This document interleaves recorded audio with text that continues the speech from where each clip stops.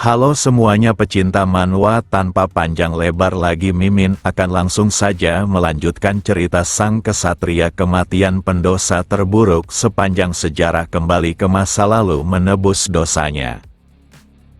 Di cerita sebelumnya diakhiri dengan Damian yang begitu kesal sebab rekan timnya adalah sekelompok orang konyol yang tak berguna.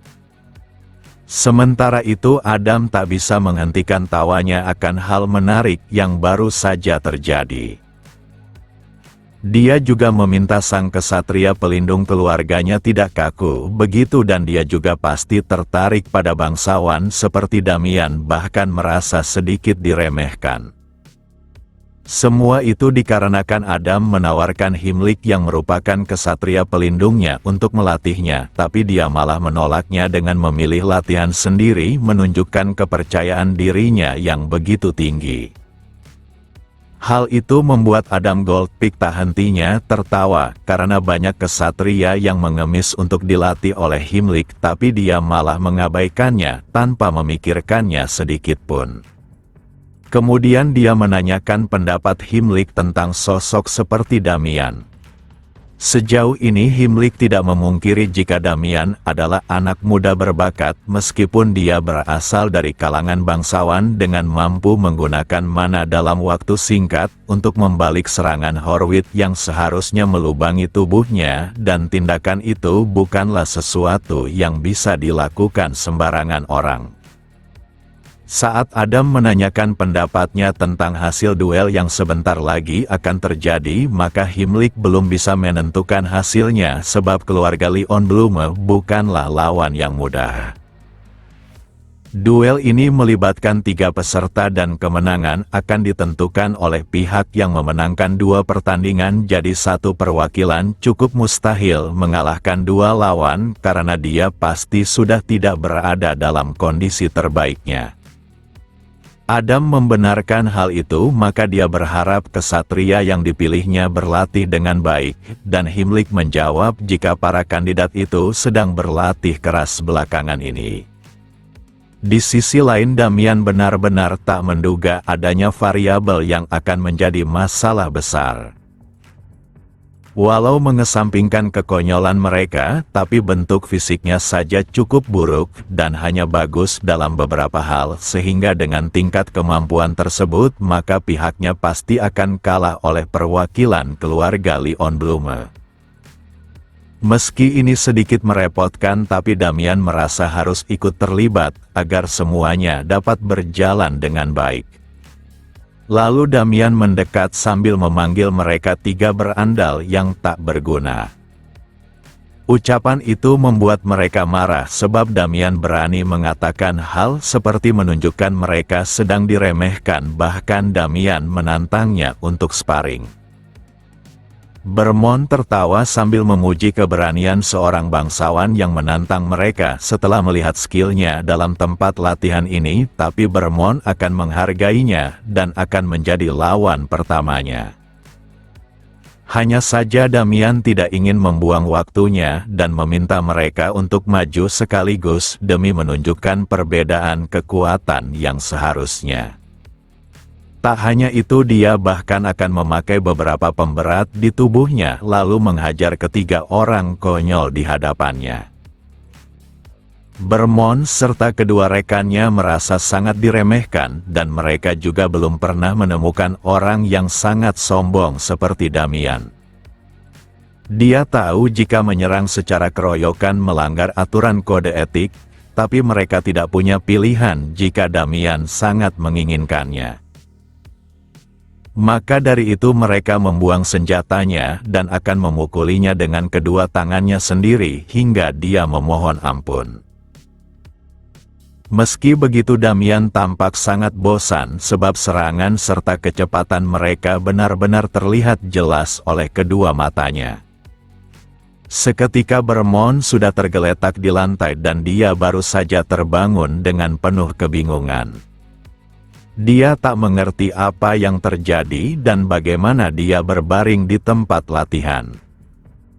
Kemudian dia juga menyaksikan kedua rekannya tergeletak di sana, menandakan dialah yang pertama kali terbangun. Di saat yang sama Damian menyebut mereka sangat tidak berguna, bahkan dia tak perlu berkeringat untuk mengalahkannya. Victor sangat panik sebab tuannya malah bertengkar dengan kesatria keluarga Goldpick dan Damian menjawab jika semuanya akan baik-baik saja, justru Adam akan bersyukur karena dia mengajari para kesatrianya yang tak berguna. Bermond mengingat jika mereka bertiga menyerangnya secara bersama, tapi kenapa mereka malah tergeletak. Pada saat itu dia dan rekannya yakin tak ada celah untuk Damian melarikan diri selain mencoba melawan maupun menerimanya tinjunya. Tapi semua serangan yang dilancarkan dihindari dengan mudah, bahkan ekspresi wajah Damian seakan tak menganggap mereka ancaman. Lalu dalam waktu singkat kedua dari mereka ditumbangkan dalam serangan di titik vital yang membuatnya kehilangan kesadaran. Saking cepatnya serangan itu Bermond masih berada di udara karena dia yang terakhir melompat. Namun Damian menghajarnya dengan mudah, bahkan dia tidak meninggalkan tempatnya berdiri. Perbedaan ini sungguh sangat mengerikan, dan jika Damian mau maka seluruh persendiannya pasti sudah dipatahkan. Bermond benar-benar tak menduga jika mereka yang sudah berlatih hingga ribuan kali malah dikalahkan dengan begitu mudah. Kini mereka paham alasan tuannya menyetujui permintaan Damian sebagai perwakilan karena dia benar-benar adalah monster yang nyata. Setelah itu maka mereka bertiga merapatkan kakinya dengan bersikap layaknya anak-anak yang penurut saking takutnya. Lalu Damian menanyakan siapa yang melatih mereka dan Bermond menjawab orang itu adalah Vincenzo. Saat Damian mendengar level kesatria itu maka dia terkejut bagaimana bisa Vincenzo mengajari mereka latihan seperti ini dan dia ingin menyuruh mereka berhenti, tapi Damian juga enggan terlibat masalah yang tidak diperlukan. Tapi dia juga tak ingin mereka menjadi beban untuknya, dan meminta agar Bermond serta rekannya datang menemuinya jika latihannya bersama Vincenzo sudah selesai dan mereka akan terus sparring dengannya hingga duel antara kedua keluarga terjadi. Dengan raut wajah polos Bermond mengatakan jika Vincenzo mengetahui mereka dipukuli dengan meninggalkan bekas luka maka masalah pasti akan terjadi. Damian pun tertawa kegirangan sebab dia memiliki kemampuan untuk memukuli seseorang tanpa meninggalkan luka dan mereka hanya akan merasakan rasa sakit. Untuk meyakinkan mereka, maka Damian meminta Bermond dan yang lainnya memeriksa tiap bagian tubuhnya dan hasilnya sangat luar biasa. Karena ketiga orang itu penasaran, maka Damian memberitahu jika dia pernah belajar cara memukuli orang agar tak mati demi memuaskan hasratnya. Sebelum kembali ke masa lalu Damian pernah bertemu dengan seorang yang berkelana hanya untuk memperbaiki para kriminal dalam penjara. Cara yang dilakukannya cukup sederhana, agar para kriminal itu bertobat dan menyerah melakukan kejahatan lagi. Dia memukuli mereka selama 1 jam penuh dan jika belum berhasil, maka dia akan menambah durasinya. Menurut kisahnya sosok itu memiliki rekor terlama dalam memukul orang selama 500 jam penuh. Kemampuan itu didapatkannya saat dia merasa kasihan kepada kriminal yang dipukulinya, bahkan kadangkala mereka tak bisa menahannya dan mati begitu saja tanpa mengatakan penyesalannya. Maka dari itu dia berpikir bagaimana cara menghajar seseorang tanpa mengancam nyawanya. Beberapa waktu telah usai dan dia pun mencapai master tinju yang mampu memberikan rasa sakit tanpa luka. Saat ini teknik itulah yang digunakan oleh Damian dan mereka bertiga harus menurut padanya. Semua itu untuk membuat mereka menjadi kesatria yang sesungguhnya, bukannya melakukan latihan yang seperti permainan anak-anak. Walau sekarang mereka sangat tidak berguna, tapi Damian meminta mereka tidak perlu memikirkannya karena masih ada waktu sebulan sebelum waktunya dan saat itu tiba maka mereka bukanlah lagi serangga yang tak berguna. Ucapan itu membuat Vermont bersemangat karena mereka bertiga memang ingin bertambah kuat, tapi mereka tidak menyadari jika latihan itu akan sangat menyiksa. Victor merasa khawatir akan apa yang ingin direncanakan tuan mudanya dan Damian merasa hari ini cukup dan mereka bisa melanjutkan latihannya seperti biasa. Di saat yang sama seorang pelayan datang dan memberitahu jika tuannya memanggilnya. Semua dengan satu alasan di mana Calcea telah kembali dalam perjalanannya. Di sisi lain Calcea mengungkapkan rasa senangnya karena sudah lama tidak bertemu dengan ayahnya dan Calcea merupakan putri tertua Adam. Horwitz yang melihat kedatangan nonanya adalah harapan yang sangat menjanjikan. Sudah satu bukan sejak kepergiannya dan dia juga sudah menemukan kesatria yang pantas untuk mewakili duel antara kedua keluarga. Dia yakin sosok itu sangat pantas bahkan jauh lebih pantas dari manapun yang bisa ditemukan. Tanpa pikir panjang sosok ini memperkenalkan dirinya sebagai Guiler sang bintang besar. Saat memperkenalkan namanya, maka para kesatria mengetahui jika sosok itu merupakan seorang tentara bayaran yang sangat terkenal. Katanya dia juga berpartisipasi pada sebuah kerajaan dan mengalahkan para kesatria tinggi musuh dengan dominasi mutlak. Adam seketika menunjukkan ketertarikannya pada orang yang kuat dan yakin Guiler mendapatkan julukannya sebab maju seperti binatang buas dalam perang yang berbahaya. Lalu Calcea menambahkan jika Guiler telah bersumpah setia padanya, dan dia pasti akan mengalahkan sang jenius dari keluarga Leon Blume. Sosok itu adalah Michael dan para kesatria juga cukup yakin Guiler terlihat lebih kuat dari orang itu. Adam tidak memungkiri jika ini adalah kabar bagus, tapi situasinya mungkin akan sedikit sulit. Calcea yang mendengar cukup kebingungan akan apa yang dimaksud oleh ayahnya. Di saat yang sama sosok yang merupakan akar dari kesulitan ayahnya telah tiba. Orang itu adalah Damian Haken yang mendapat izin sebagai perwakilan keluarga Goldpick. Melihat orang yang tak dikenalnya membuat Calcea menatap tajam menunjukkan ketidaksukaannya pada Damian. Tapi di hadapan ayahnya dia tetap bersikap ramah, dan dia juga telah meminta agar ayahnya menunggunya tapi Adam tidak mengatakan akan menunggunya. Calcea mengerti dan mereka hanya perlu mengubah perwakilannya. Namun ayahnya masih ragu dan dia harus memikirkannya terlebih dahulu.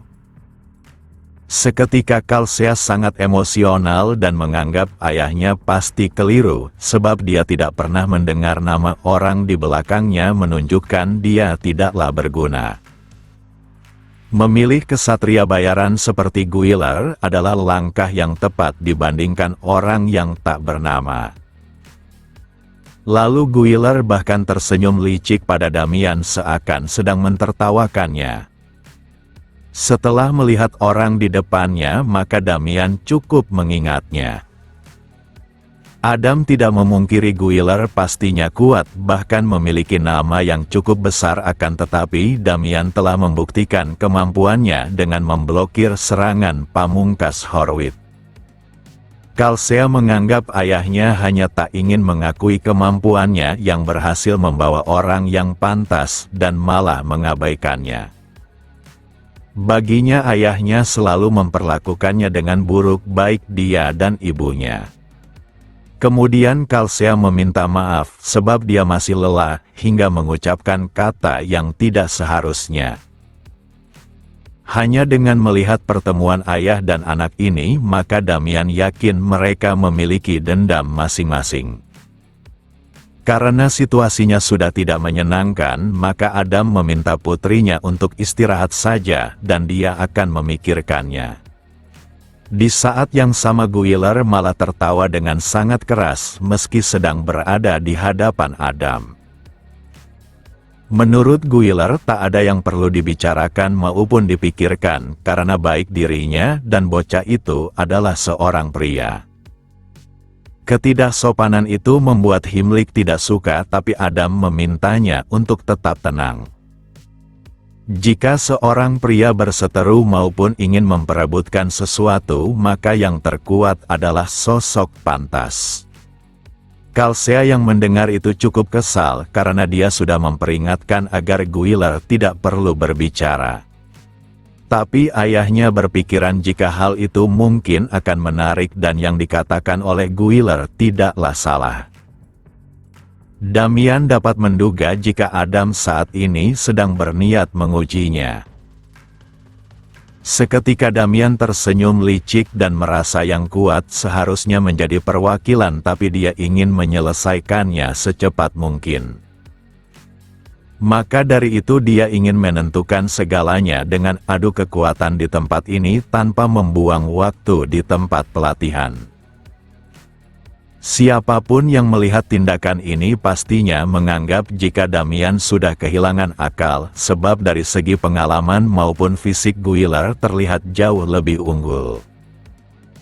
Guiler pun tertawa karena dia baru pertama kali bertemu dengan anak muda yang menarik dan dia berharap Damian tidak menyalahkannya jika tangannya terputus. Bukannya merasa takut, tapi Damian malah kegirangan dan sebagai bentuk kemurahan hatinya maka dia hanya akan membuatnya terkilir. Setelah semuanya telah diputuskan, maka Guiler pun mulai menyerang untuk mendapatkan tapak tangan Damian. Akan tetapi saat menyentuhnya maka penglihatannya tiba-tiba saja terbalik, menunjukkan dia telah kehilangan keseimbangannya. Dalam adu kekuatan singkat ini Guiler sang tentara bayaran yang terkenal akan kebuasannya serta kekuatan fisiknya malah diperlakukan seperti ini. Hasil ini membuat semua orang tercengang karena hasilnya benar-benar sangat singkat. Kalsea sendiri tak mengetahui apa yang terjadi dan bagaimana bocah kurus itu mengalahkan Guiler. Himmlik sendiri memuji Damian yang sangat luar biasa meski dia tidak mengungkapkannya secara langsung. Berdasarkan pengamatannya Guiler mencoba untuk mencengkeram tangan Damian terlebih dahulu, tapi Damian malah menggunakan kekuatan Guiler sendiri untuk melawannya hingga membantingnya. Hal ini bukanlah sekedar teknik, tapi dibutuhkan pengalaman yang banyak serta ketepatan yang sempurna. Di matanya Damian adalah sang jenius yang penuh kejutan, bahkan belum bisa mengukur sedalam apa kemampuannya. Kemudian Guiler mencoba bangkit dan dia sangat murka atas keberanian Damian yang mempermalukannya. Tapi Damian malah tersenyum sambil menyebut Guiler tergolong tangguh dan hanya salah memilih lawan. Kali ini Guiler akan menebas bocah di hadapannya hingga menjadi beberapa bagian. Yang benar saja Guiler kehilangan kendalinya dan dia menghunuskan kedua senjatanya. Walau Kalsea berusaha mencegahnya, tapi temperamen Guiler yang buas sangatlah tak terkendali. Tanpa pikir panjang lagi dia melesat maju untuk menebas Damian seperti yang dikatakannya.